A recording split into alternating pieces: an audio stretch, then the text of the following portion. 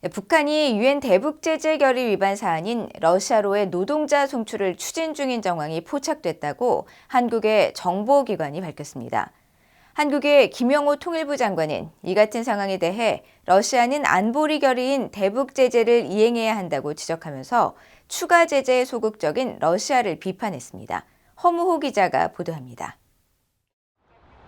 유엔 안전보장이사회의 대북 결의는 북한의 노동자 해외 파견을 금지하고 있지만 극동 지역 등 러시아에는 수천 명 규모의 북한 노동자가 여전히 일하는 것으로 알려져 있습니다.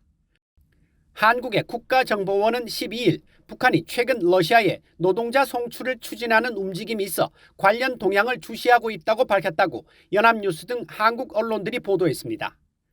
보도에 따르면 러시아는 우크라이나 침공에 청년층을 몰아넣은 뒤 인력난에 시달리고 있고 외화가 필요한 북한은 러시아로 노동자를 보내고 있다는 분석입니다.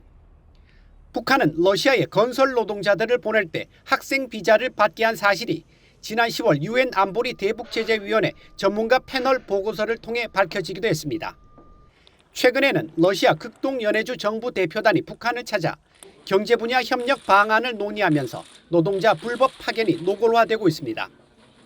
북한 관영 조선중앙통신은 러시아의 올레그 코제미아코 연해주 주지사를 단장으로 하는 대표단이 지난 11일 평양에 도착했다고 보도했고 앞서 코제미아코 주지사는 지난달 현지 매체와의 인터뷰에서 올해 북한을 방문해 관광과 통상 분야 협력 방안을 논의할 예정이며 북한 농민들에게 농업 용지를 제공하는 방안을 검토할 것이라고 밝히기도 했습니다. 이런 가운데 한국의 김영호 통일부 장관은 대북 추가 제재에 소극적인 러시아와 중국의 태도를 비판했습니다. 김 장관은 서울 외신기자클럽이 개최한 간담회에서 북한 노동자 송출 문제에 대해 안보리 상임이사국인 러시아는 안보리 제재 결의를 이행할 책임이 있다고 강조했습니다. 북한 노동자의 러시아 파견이라고 하는 것은 이건 역시 유엔 안보리 결의를 명백하게 위반하는 것이다. 이렇게 볼 수 있고 러시아는 유엔 안보리 상임이사국으로서 유엔 안보리 제재 결의안을 충실히 이행해야 될 책임이 있다 하는 점을 다시 한번 말씀드리고 싶습니다.